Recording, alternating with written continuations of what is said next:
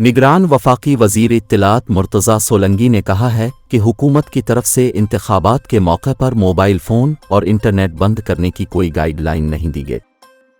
एक बयान में निगरान वज़ीर इत्तलात ने कहा कि सोशल मीडिया पर झूठी खबरें, फेक न्यूज़ और प्रोपेगेंडा किया जाता है। सिक्योरिटी संजीदा मसला है। दहशतगर्दी के खिलाफ लड़ने के लिए पाकिस्तान के अज़्म में कोई कमी नहीं आई।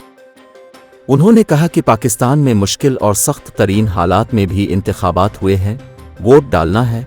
पाकिस्तान के अवाम और मुंतखब पार्लिमान पाकिस्तान के सियासी और जमहूरी मुस्तकबिल का फैसला करेंगे।